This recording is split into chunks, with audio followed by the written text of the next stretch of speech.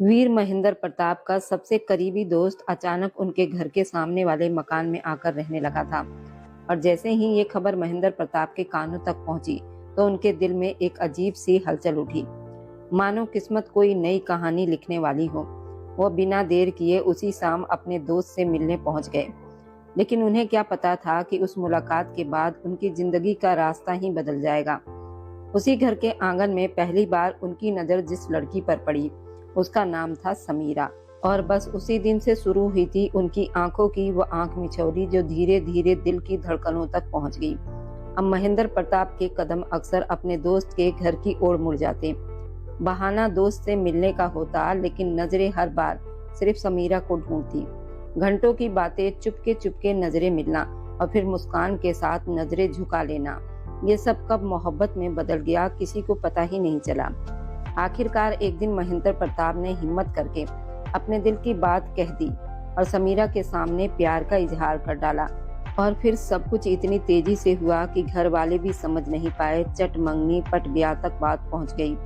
लेकिन कहानी यहाँ से आसान नहीं होने वाली थी, क्योंकि इस हवेली में एक ऐसी नजर भी थी जिसे ये रिश्ता बिल्कुल मंजूर नहीं था।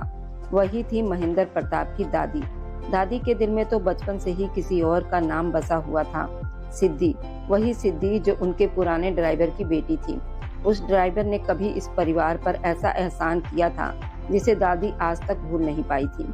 इसलिए उनकी जिद थी कि इस घर की बहू अगर कोई बनेगी तो सिर्फ सिद्धि। मगर हवेली के बाकी लोगों के लिए सिद्धि सिर्फ एक नौकरानी की बेटी थी, जिसे बहू बनना उन्हें अपनी शान के खिलाफ लगता था। और शायद यहीं से शुरू होने वाला था वो तूफान जो महेंद्र प्रताप, समीरा, सिद्धि तीनों की जिंदगी को हमेशा के लिए बदल देने वाला था। अब शुरू होती है इस हवेली की असली कहानी। राजस्थान की एक पुरानी हवेली में उस रात जब एक कीमती अंगूठी अचानक गायब हो गई और शक की उंगली एक मासूम लड़की सिद्धि पर उठी, तो गुस्से में डूबे अमीर युवक वीर महेंद्र प्रताप ने उसे सजा देने के लिए जबरदस्ती अपनी पत्नी बना लिया। लेकिन उसे क्या पता था कि वही बेगुनाह दुल्हन एक दिन ऐसा सच सामने लाएगी जो उसकी नफरत को तोड़कर उसी के कदमों में गिरने पर मजबूर कर देगा। एक झूठे इल्जाम ने जब हवेली में रहने वाली अनाथ लड़की सिद्धि की किस्मत बदल दी और उसे उसी आदमी वीर महेंद्र प्रताप की पत्नी बना दिया जिसने उसे चोर कहा था। तब किसी को नहीं पता था कि उसकी खामोशी में छिपा सच एक दिन उस आदमी की पूरी दुनिया उलट देगा। जिस लड़की को उसने अंगूठी की चोरी के इल्जाम में सजा देने के लिए अपने घर की दुल्हन बना लिया था, वही लड़की एक दिन ऐसा रहस्य लेकर उसके सामने खड़ी हुई कि उसकी नफरत, उसका घमंड, उसका गुस्सा सब उसी पल बिखर गया। राजस्थान की उस रहस्यमयी हवेली में हुई शादी में जहां एक दुल्हन को सम्मान नहीं बल्कि सजा मिलनी थी, वहीं उसी दुल्हन की बेगुनाही ने एक रात ऐसा सच खोल दिया कि दूल्हे वीर महेंद्र प्रताप का दिल पहली बार उसके लिए धड़कने लगा। जिस लड़की सिद्धि को वह हर पल अपमानित करता रहा, अपने दिल से दूर रखता रहा, उसी लड़की के तेज बुखार में बोले गए कुछ शब्दों ने एक रात ऐसा राज खोल दिया कि उसकी पूरी जिंदगी बदल गई। हवेली की वो बेगुनाह दुल्हन सिद्धि, जिसे सब चोर समझते रहे, जिसका अपना पति वीर महेंद्र प्रताप भी उसे नफरत करता रहा, लेकिन एक रात सामने आया सच ऐसा था जिसने उसे उसी हवेली की सबसे प्यारी और सबसे कीमती इंसान बना दिया। ये कहानी बहुत दिलचस्प रहने वाली है। कहानी शुरू होती है अब। मेरा बाजू छोड़ो, मुझे दर्द हो रहा है, मैं सच कह रही हूँ। मैंने खानदानी अंगूठी नहीं चुराई, वह भरी महफिल में रोते हुए कह रही थी, जबकि महेंद्र प्रताप मुट्ठी भींचे उसे घूर रहा था। आज उसकी शादी थी और शादी का हक का वो तोहफा खानदानी कीमती करोड़ों की कीमत वाली अंगूठी थी जो शादी से पहले गायब हो गई थी। इसका इल्जाम हवेली के अनाथ लड़की सिद्धि पर आया था। अंगूठी ना मिलने पर शादी टूट गई थी। मेहमान वापस जाने लगे। जब महेंद्र प्रताप की आवाज पर सब ठहर गए। बहुत शौक है तुम्हें वो अंगूठी चुराने का, तो इस अंगूठी की कीमत मेरी सारी जिंदगी गुलाम बनकर चुकाओगी तुम। शादी शुरू करें, मैं इसी से शादी करूंगा। महेंद्र प्रताप के फैसलों पर वह ना में सिर हिलाने लगी। पर कुछ देर में वह अनाथ बेसहारा लड़की महेंद्र प्रताप की बीवी बन गई थी। हवेली पूरी दुल्हन की तरह सजाई गई थी। बनारसी मखमली कपड़ों से हवेली की इमारत को 4 चांद लगाए गए थे। आज हवेली के इकलौते लाडले सपुत्र वीर प्रताप की शादी थी। दुल्हन वाले बस पहुंचने ही वाले थे। विदाई बाद में तय की गई थी, इसलिए दुल्हन वाले अपने साथ चंद मेहमानों को लेकर हवेली में ही पधार रहे थे। वीर महेंद्र प्रताप अपने कमरे में आईने के सामने खड़ा अपने दो खास नौकरों के जरिए तैयार हो रहा था। एक ने आदर के साथ वीर महेंद्र प्रताप के सिर पर सेहरा बांधा था, दूसरे ने शॉल उड़ाई थी। वह शेरवानी में बहुत शानदार नजर आ रहा था। उसने आईने में एक नजर खुद को देखा और मुस्कुराया। आज उसकी जिंदगी का सबसे हसीन दिन था, क्योंकि आज सरदार वीर महेंद्र प्रताप अपनी मोहब्बत को पाने वाला था और उसे अपने शादी में 7 फेरे लेकर हमेशा के लिए अपनी जिंदगी का हिस्सा बनाने जा रहा था। वो क्यों न खुश होता, क्योंकि ये उसकी जिंदगी का सबसे खूबसूरत दिन था। उसने तैयार होकर एक नजर खुद को आईने में देखा और बेकाबू मुस्कुरा दिया। फिर धीरे धीरे चलता हुआ बाहर आया तो दादी माँ का कमरा खुला हुआ था। वो बेकाबू उनके पास आया, जहाँ सिद्धि दादी के पास बैठी उनके पैर दबा रही थी। वीर महेंद्र प्रताप को अंदर आता देखकर एक लम्हे के लिए वो मूर्ति सी हो गई। वह किसी प्रिंस चार्मिंग से कम नहीं लग रहा था, जिसके चेहरे पर एक अलग ही खुशी थी जो उसके अंग अंग से झलक रही थी। सिद्धि ने फौरन से अपना रुख मोड़ लिया, दुपट्टा ठीक करती हुई खड़ी होकर कमरे के कोने में पहुंच गई। जीते रहो, जीते रहो। दादी माँ जो अपने कमरे में बिस्तर पर बैठी हुई थी, उसे इस तरह देखकर उनकी आंखों में आंसू आ गए थे। दादी माँ ने वीर महेंद्र प्रताप को अपने बराबर बैठने का हुक्म दिया और सिद्धि को बाहर जाने को कहा, तो वह सिर हिलाकर बाहर निकल गई। बहुत अच्छे और खूबसूरत लग रहे हो, तुम्हें यूं देखना मेरी दिली ख्वाहिश थी। लेकिन वो एकदम से अपनी बात अधूरी छोड़कर गमजदा सी नजर आने लगी तो वीर महेंद्र प्रताप ने आगे बढ़कर उनके माथे पर प्यार से चुंबन दिया। आप मेरे लिए मेरी माँ की जगह हैं। मेरी माँ से ज्यादा मैंने आपकी गोद की राहत पाई है। आप मेरे लिए सब कुछ हैं दादी माँ। लेकिन इस तरह आपका मेरी शादी में शामिल ना होना मुझे खुद भी तकलीफ दे रहा है। तो महेंद्र प्रताप ने आगे बढ़कर उससे पूछा था, आप ठीक हैं? अगर आप इन जूतों में चलकर थक गई हैं तो आप मेरे जूते पहन सकती हैं। ये सुनते ही उसकी आंखें हैरानी से फैल गई और सुनते तुरंत सिर हिलाया। ऐसा कुछ भी नहीं है, वो रही हमारी हवेली। ये कहते ही उसने सामने से इशारा किया और अपनी सहेलियों के साथ हवेली के अंदर चली गई। वीर महेंद्र प्रताप जो मुस्कुराता हुआ वही दृश्य देखता रहा, फिर मुड़ने लगा था। तभी किसी की जानी पहचानी आवाज पर उसके कदम वहीं रुक गए। महेंद्र, तुम यहाँ? सामने खड़ा उसका दोस्त दीपक चौहान उसके गले लग चुका था। दीपक, तुम यहाँ क्या कर रहे हो? वो मुस्कुराया, मैं तो यहाँ पिछले 1 साल से रह रहा हूँ, विदेश से वापस आ गया। तुमसे मुलाकात ही नहीं हुई। जिंदगी ने इतना ज्यादा काम में उलझा दिया था, लेकिन तुम यहाँ कैसे? रास्ता भूल गए? वो मुस्कुराते हुए उसका हाथ पकड़कर उसे हवेली के बड़े बैठक वाले कमरे में ले आया था। वह दरअसल कुछ लड़कियां रास्ता भूल गई थी, उन्हें छोड़ने आया था। महेंद्र ने मुस्कुराते हुए जवाब दिया तो दीपक ने सिर हिलाया, लेकिन अब तुम खाना खाए बिना नहीं जाओगे। सबसे पहले चाय पीते हैं, क्योंकि शाम का समय है।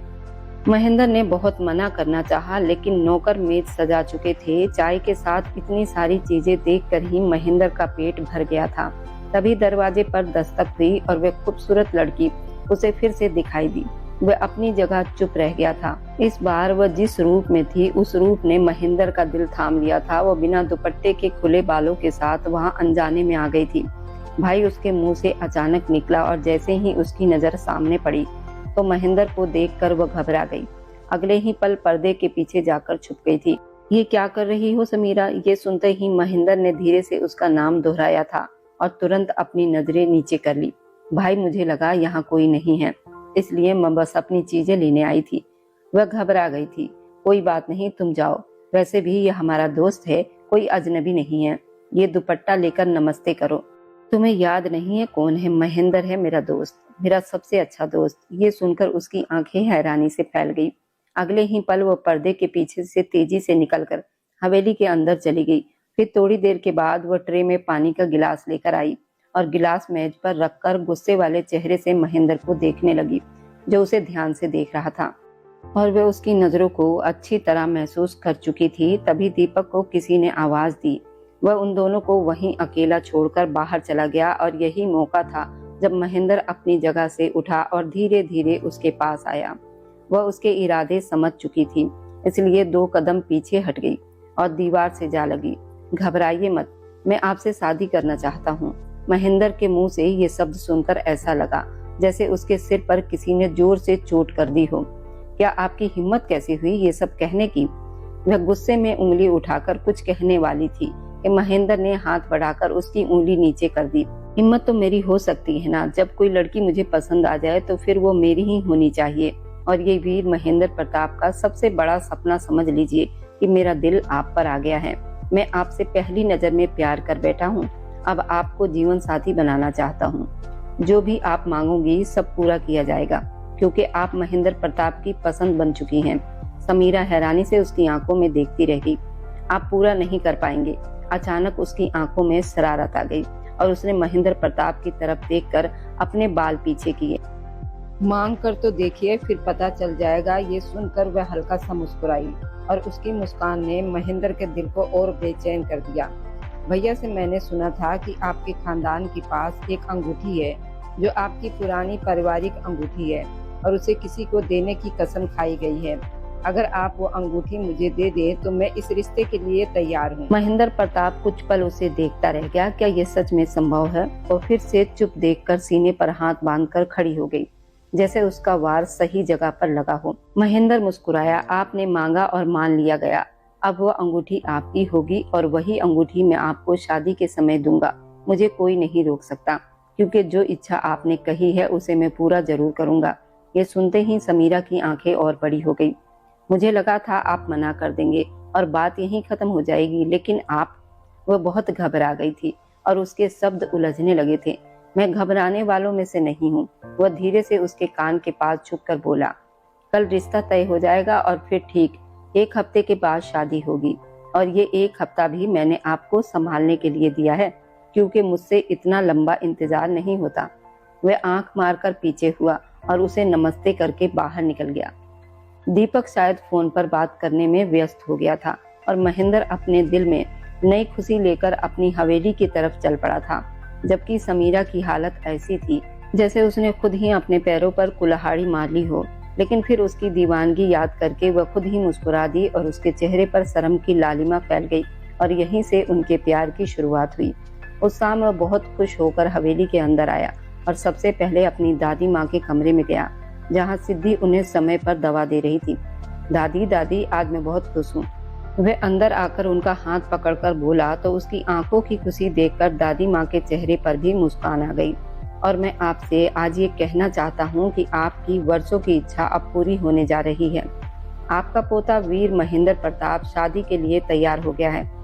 मैंने लड़की पसंद कर ली है और अब चाहता हूँ कि आप लोग रिश्ता लेकर जाएं। ये सुनते ही दादी माँ की आंखों की चमक कम हो गई और पास खड़ी सिद्धि, जो पानी का गिलास पकड़े हुए थी, एक पल के लिए उसके हाथ से गिलास गिर गया और कांच टूट गया। तुम कोई काम ध्यान से नहीं कर सकती? चलो अब जल्दी से इसे साफ करो। वह घबराकर 2 कदम पीछे हटी और अपने आंसू रोकते हुए धीरे धीरे कांच के टुकड़े उठाने लगी। एक कांच का टुकड़ा उसके हाथ में चुभ गया और उंगली से खून निकलने लगा। ये दृश्य पास बैठी दादी माँ ने भी देखा था। सरस्वती देवी को उसके दुख से चिंता होने लगी और उन्होंने महेंद्र प्रताप की तरफ देखा। ये शादी कैसे हो सकती है? वे लोग हमारे बराबर के जरूर हैं, लेकिन उनके परिवार को सब जानते हैं। वे लोग लालची हैं। दादी माँ ने जैसे बात समझाने की कोशिश की तो महेंद्र उनका चेहरा देखने लगा। लालची हो या ना हो, मुझे उससे कोई मतलब नहीं है। मैंने अपनी बात दे दी है और वीर महेंद्र प्रताप अपनी बात से पीछे नहीं हटता। मुझे लगता है कि अगर मैं उसके बिना रहा तो जी नहीं पाऊंगा। ये सुनते ही उसकी दादी माँ ने तुरंत उसके मुंह पर हाथ रख दिया। कैसी बातें कर रहे हो? तुम्हारी इच्छा पूरी करना मेरा कर्तव्य है, लेकिन तुम एक बार फिर सोच लो, वह लड़की तुम्हारे योग्य भी है या नहीं? घर संभाल पाएगी या नहीं? और क्या वह इस घर को उसी तरह संभाल पाएगी जैसे तुम्हारी माँ ने संभाला था? तो मैं तैयार हूँ। ये सुनकर वो मुस्कुराया था। वो बड़े जमींदार परिवार की बेटी है, उसके अंदर भी सब गुण होंगे। आप चिंता क्यों करती हैं? और फिर वह दिन भी आ गया जब वीर महेंद्र प्रताप दूल्हा बनकर बैठा अपनी दुल्हन का इंतजार कर रहा था। 2 हफ्ते बाद विदाई तय थी और ये देर भी लड़की वालों की तरफ से ही थी। नहीं तो महेंद्र प्रताप चाहता तो आज ही उसे विदा कराकर अपने कमरे में ले आता। तभी लड़की वालों के आने की आवाज उठी। महेंद्र के दिल की धड़कन तेज हो गई और उसने नजर उठाकर देखा तो वह दुल्हन बनी घूंघट संभाले धीरे धीरे अंदर आ रही थी। वह उसके स्वागत में खड़ा हो गया था। स्वागत करने में सबसे आगे सिद्धि थी। सिद्धि जो महेंद्र प्रताप के पिता राजवीर प्रताप के ड्राइवर की बेटी थी। वही ड्राइवर जिसने अपनी जवानी में राजवीर प्रताप की जान बचाते हुए अपनी जान दे दी थी। और ये उपकार उसकी दादी माँ कभी भूली नहीं थी। उन्होंने इस अनाथ बच्ची को, जो अपनी माँ के साथ हवेली में काम करती थी, कभी अकेला नहीं छोड़ा था। उसकी माँ की मृत्यु के बाद उन्होंने उसे अपने पास रख लिया था। वह दिन रात दादी माँ की सेवा करती थी और उसी दौरान दादी माँ के दिल में ये इच्छा पैदा हुई थी कि अगर उन्हें बहू चाहिए तो सिद्धि जैसी हो, जो अपनी इच्छाओं से इस हवेली को संभाल सके। लेकिन इस रिश्ते का विरोध सबसे पहले महेंद्र प्रताप की माँ कमला देवी ने किया था। वह नहीं चाहती थी कि किसी गरीब घर की लड़की उनकी बहू बने, और तब से दादी माँ चुप हो गई थी। लेकिन वह जानती थी कि उनके चुप रहने से सिद्धि के दिल में छुपा प्यार, जो वीर महेंद्र प्रताप के नाम से बस चुका था, कभी खत्म नहीं हो सकता था। वह सफेद सलवार कमीज पर चुनरी का दुपट्टा ओढ़े आदर से उस स्थान के सामने खड़ी थी जो खास दुल्हन के लिए सजाया गया था। शादी के समय देने वाली वह करोड़ों की कीमत की पारिवारिक अंगूठी, जिसे दुल्हन ने मांगा था, वह भी खास सजावट के साथ वहां रखी हुई थी। अब उसे इंतजार था कि कब उसे आदेश मिले और वो सामान लेकर नीचे जाए। तभी दरवाजा खुला और एक नौकर अंदर आया। सिद्धि बेबे, ये सामान नीचे रखना है, एक एक करके रखिएगा, और हाँ, अगर अंगूठी की खास सुरक्षा करनी है।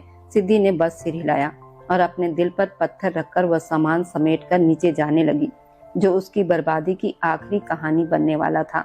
वह बहुत हंसमुख लड़की थी। उसने बचपन से इस घर में अपना सारा समय बिताया था। वीर महेंद्र प्रताप उससे 10 साल बड़े थे।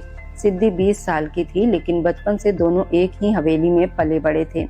वीर महेंद्र प्रताप के लिए उसका प्यार उसके दिल में एक दीपक की तरह जलता रहता था, जो उसे भीतर से पिघला चुका था। लेकिन सिद्धि चुपचाप अपनी आंखों के सामने वीर महेंद्र प्रताप को किसी और का होते देख रही थी, क्योंकि वे जानती थी कि वीर महेंद्र प्रताप और उसके बीच हैसियत का जमीन आसमान का फर्क है और वे कभी एक दूसरे के बराबर नहीं हो सकते। उसने अपने आंसू पोंछे, चेहरे पर मुस्कान बनाए रखी और धीरे धीरे सारा सामान नीचे रख दिया। शादी की रस्म शुरू हुई। जब सिद्धि अंगूठी लेने ऊपर आई तो उसके पैरों तले से जमीन खिसक गई, क्योंकि वहां अंगूठी गायब हो चुकी थी। उसकी आंखें फैल गई। उसने मुंह पर हाथ रखकर अपनी चीख रोक ली। अब तो सारा इल्जाम मुझ पर आ जाएगा। मुझसे इतनी बड़ी गलती कैसे हो सकती है? ये सोचते हुए वह दौड़ कर नीचे आई और सामने खड़े नौकर नरेश के कान में सारी बात बता दी। उसके चेहरे का रंग उड़ गया।